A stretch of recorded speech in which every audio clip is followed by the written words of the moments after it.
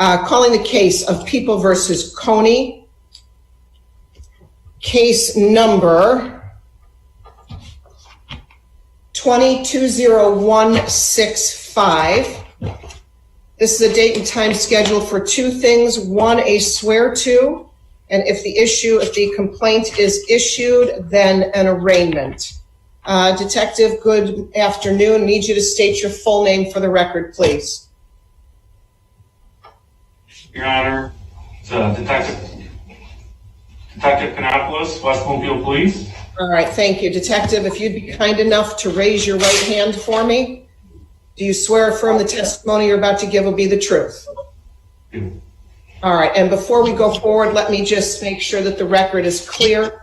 I am appearing by Zoom. Detective, you folks are as well. I do have Heather, my criminal supervisor, who's in the court, and she is recording this on the official record.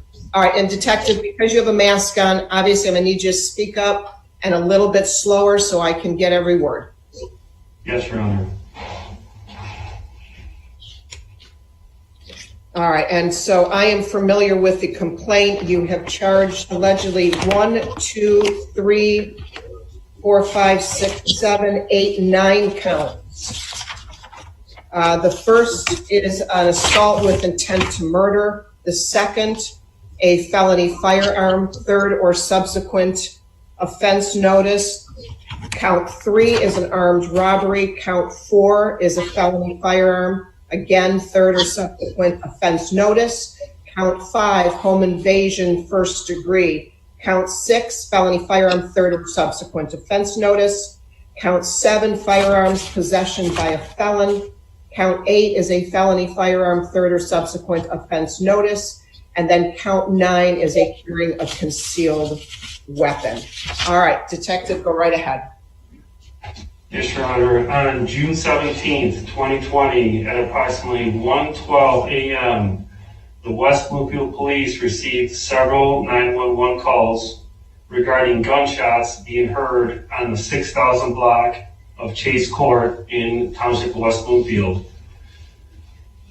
One of the callers stated that they observed a black Dodge Charger fleeing the scene towards 14 Mile.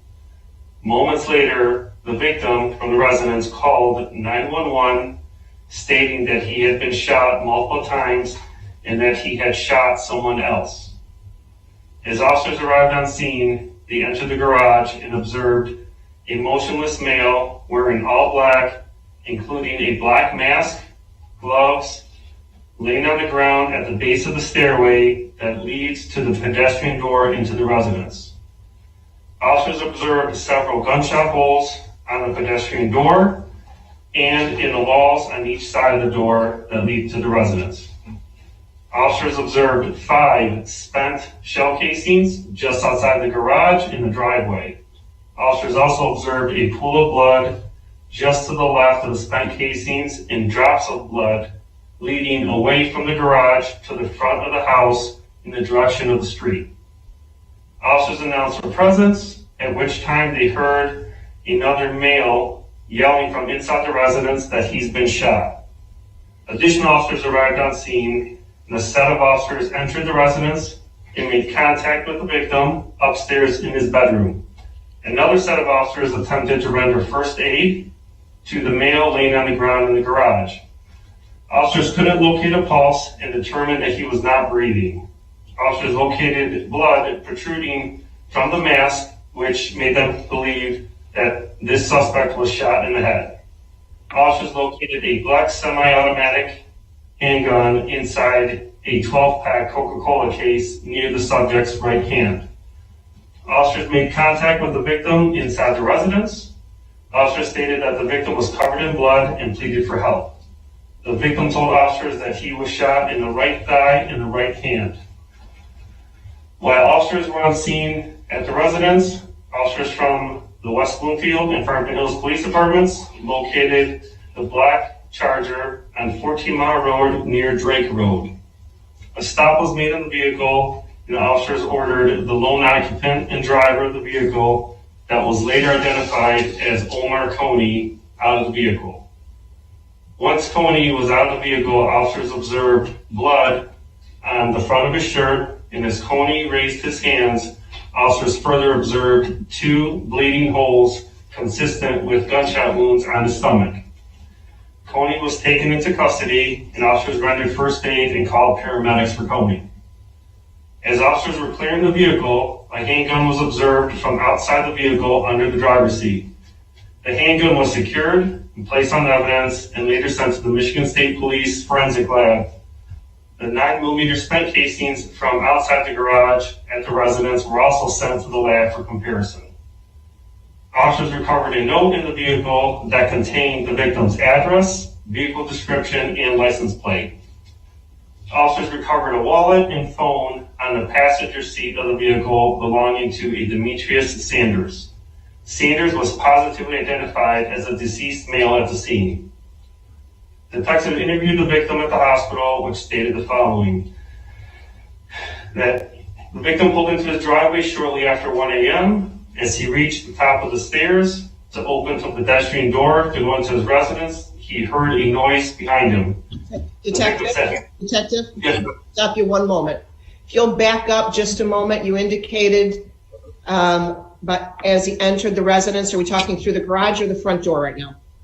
He entered the garage door, then as he opened the garage door, then as he began to enter through the pedestrian door into the residence, he heard a noise. Thank you. Okay. And as he heard the noise, the victim looked back and saw 2 males coming at him, both armed with handguns. The victim stated that the suspect farther from him, to his right, began firing at him, at which time he grabbed his revolver, located on the outside of his backpack, and fired back at both suspects as he was attempting to get into his residence.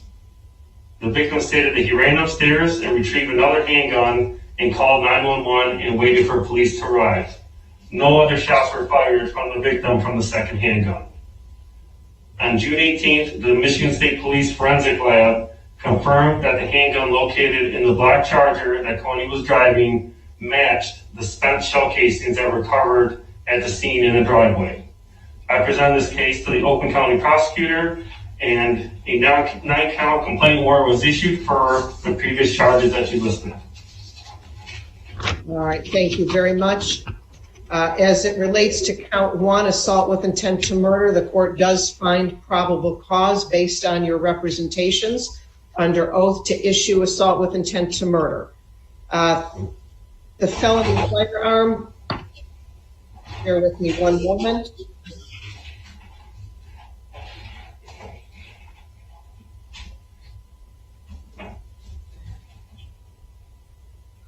I am reviewing his criminal history, this defendant's criminal history. The court finds probable cause to issue on count 2, felony firearm, third or subsequent offense notice.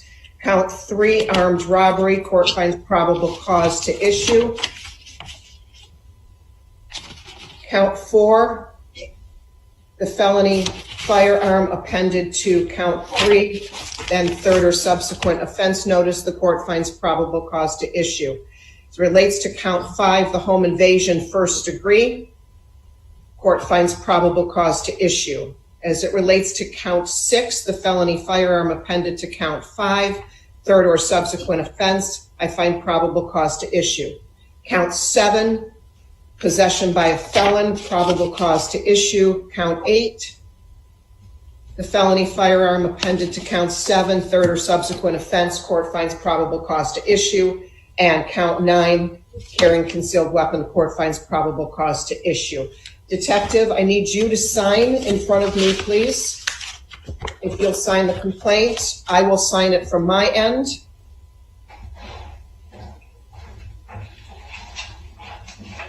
And if you'd be kind enough to make sure that the court does get your original signature.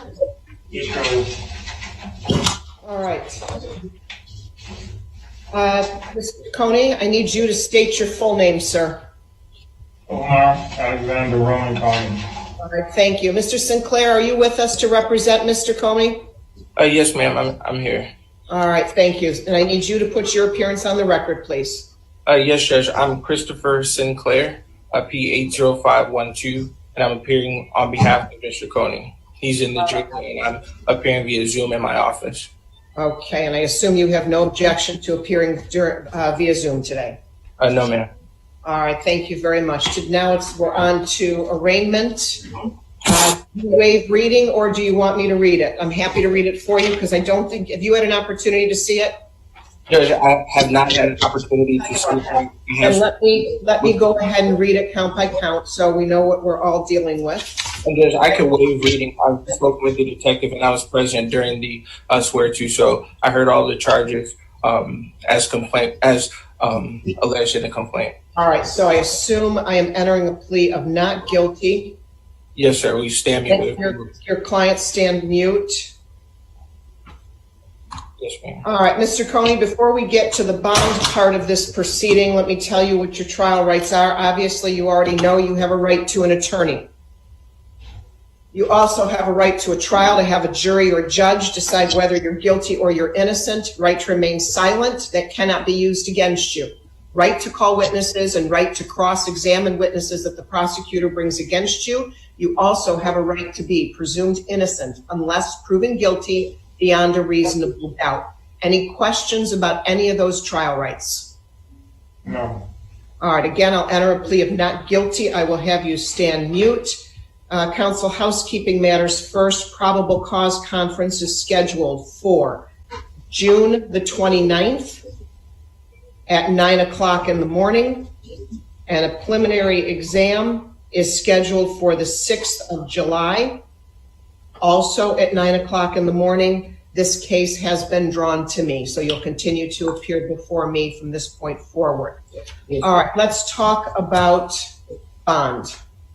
Yes, ma'am. So, I'm sorry. Before you get started, Detective, I do have a pretrial services report. Is there anything else that you want to add before I go forward and allow Mr. Sinclair to speak on behalf of his client? Yes, Your Honor. Mr. Coney does have an extensive CCH beginning back in the early 90s, which include convictions for felony firearm, assault with intent to rob while armed, another count of felony firearm, and armed robbery. All right, anything else you want to add? Okay. All right, thank you. Mr. Sinclair? Yes, ma'am. Thank you for the opportunity to speak. Mr. Coney is 47 years old. He has 3 minor children for whom he's financially responsible. He is currently employed at Detroit Chassis. The detectives. Well, Mr. Sinclair, you just froze on me. Heather, can we help him at all?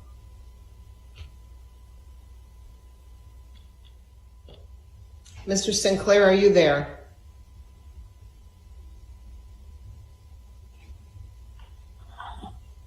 Hey, Judge, can you hear me? Yes, now I can hear. All right, Mr. Sinclair, I just heard the beginning part where you were just at the point where you were telling me where he worked, and then you froze. Okay, thank you. And just for the record, I was somehow knocked out of the meeting. I'm not sure what happened, like technology-wise there. So just a brief review. I didn't get very got to employment. So Mr. Coney is 47 years old. He has 3 minor children for which he's financially responsible. He's currently working at Detroit Chassis. He's employed full-time. On the case, it indicates there are some items on Mr. Coney's record. However, it is my understanding that the last interaction with the criminal justice system was about 20 years ago. There has been some time opportunity for rehabilitation between then and now. I wanted to speak briefly to the fault within murder. I'm not going too deeply into the allegations. Mr. Sinclair, bear with me one moment. Heather, can you mute everybody except me and Mr. Sinclair right now? Thank you. That was very helpful, whatever you just did. All right, Mr. Sinclair, continue. There was just a lot of background noise. Yes, ma'am. No, I heard you. Okay, fair enough. Thank you. So not to get too deeply into like the allegations of the case, the first charge is of course, the assault with intent to murder. As the court is well aware, in order for that charge to be sustained, in my view, even to a probable cause standard, there has to be a finding of specific intent to kill. And of course, with the information that was placed on the record during the swear to, that's not present in this case. That leads me to believe that there's with the other charges, there's some instances of overcharging in this matter. And based on what I'm hearing from the swear to, I do believe there's opportunity for acquittal on at least some of those charges. Mr. Coney has retained counsel in this matter. He's not a flight risk. He's taking this very, very seriously. And of course, Mr. Coney is shrouded with the presumption of innocence in this matter. So I am asking at this time for a very reasonable bond. I understand the severity of the allegations, knowing that they're just allegations, asking for a reasonable bond in this case, something around 100,000, 10%. All right. As it relates to your initial statement of indicating that you don't believe there's probable cause to sustain count one, I will respectfully disagree with you. I certainly agree that he is innocent on each and every count unless proven guilty beyond a reasonable doubt. He is shrouded in a presumption of innocence. However, when it relates to bond conditions, the court certainly has to take the allegations in the complaint and consider them as it relates to the court rule of 6.106. Your client, counsel, was your client on probation as of June 17th, 2020? No, Judge, not that I'm aware of. He wasn't? No. All right, I am seeing a 12-month probation out of Romulus, which was imposed, it appears, in December of last year. Are you Judge, aware, are you aware of that? Judge, the information that I have in my possession is that he was not. If the court has a record of that and no discharge, then I will have to defer to the record.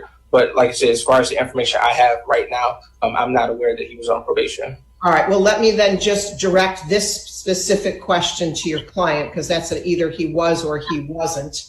Mr. Coney, were you on probation to Romulus as of June 17th of this year? Heather, I think he's muted. Thank you. Mr. Coney, were you on probation to Romulus as of June 17th of this year? Detective, can you folks hear me?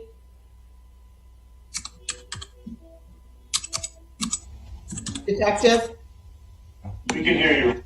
Okay. Mr. Coney, were you on probation to Romulus as of June 17th of this year? Yes. All right, thank you. All right, all of the factors that the court has to consider, as I've indicated, are in 6.106. We'll start with the most obvious, which is the seriousness of the alleged crimes. They don't get too much more serious than this. The factual scenario that was set out through the victim in this case paints a picture of a very serious event. The defendant is charged with assault with intent to murder, felony firearm third or subsequent, home invasion first degree. These are incredibly serious crimes. So certainly as it relates to that one does not bode well in the defendant's favor. He was on probation at the time that he committed this. His criminal record goes back quite some time. Many of the crimes, albeit a long time ago, were assault with intent to rob while armed robbery. There's a domestic violence going back to 2014. I do not have the disposition of that. There's been other allegations throughout that were dismissed that had to do with guns and more violence. As it relates to flight risk, there is a bench warrant out for his arrest, albeit for a rather minor event, but there is a bench warrant out for his, I shouldn't say it's minor, pardon me. It's out of Hamtramck. There's a bench warrant out for his arrest. It has been out since 2016. So flight risk There certainly is a potential of flight risk, also given the seriousness of these crimes that he's charged with. As it relates to danger to the community, certainly is a danger to the community. So what I'm going to do is I believe that if there is not a very high cash bond, he potentially could be not only a danger to the community, but a danger to the complaining witness as well. So the court's going to set a $1.5 million bond. If you happen to bond out, Mr. Coney, there will be a GPS tether. Absolutely no contact with the complaining witness in this case, Mr. Tony Yasso.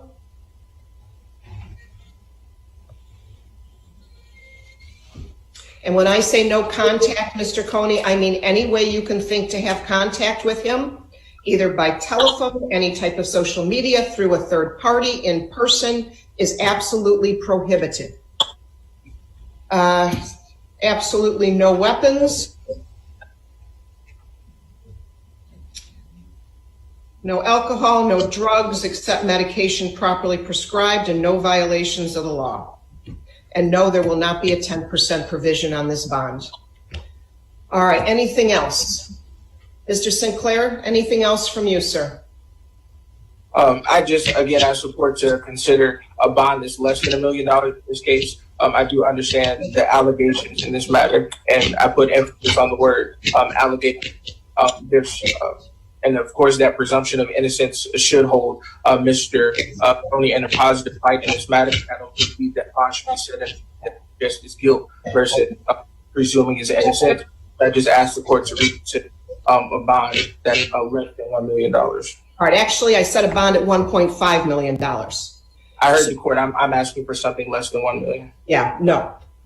No, I have considered all of the allegations, and yes, he is shrouded, as everybody is, with the presumption of innocence. But that doesn't mean that the judge in setting the bond can't and must take a look at the allegations. I heard the recitation by the detective. I've heard what the evidence is in this case, and the court finds a $1.5 million bond, the right number. There will be no 10%. And I think that should take care of it for today. Detective, anything else from your end? Detective? Okay, you're all set? All right, Mr. Sinclair, we'll see you folks on June 29th at 9 o'clock in the morning, unless right now, Mr. Sinclair, you know you're going to be asking for an adjournment of the PCC. If you are, we can go forward and waive the 21 days and set it for later. Yes, Judge. I would ask the court to go ahead and waive the 21 days. Of course, I don't have discovery at this point and haven't had the ability to, exercise my resources to investigate the allegations in this matter. It's very likely that I would be asking for. That's what I figured. All right, Mr. Coney, I need you to respond to my questions. Can you hear me? Yes. All right. Mr. Coney, you have a right to a preliminary examination within 21 days of today, the day of arraignment. Your attorney is asking for additional time to go over the discovery before the preliminary exam. So if you need more time, I need to know if you want to waive your right to the exam within 21 days of arraignment. You're not waiving your right to the exam, but just to have it within 21 days of arraignment. Is that what you want me to do? Yeah, whatever my lawyer wants, I want. All right, I will waive the 21 days. I will find good cause. And at this moment, folks, because I am obviously physically not in the courthouse right now, I can't get you a new date for a PCC, but we'll send out a new date for a PCC and the preliminary exam. And you'll get it in the mail. All right, I think that should take care of it for today, and we'll see everybody at a future date. All right, thank you so much, Judge. Thank you, everybody. Thank you.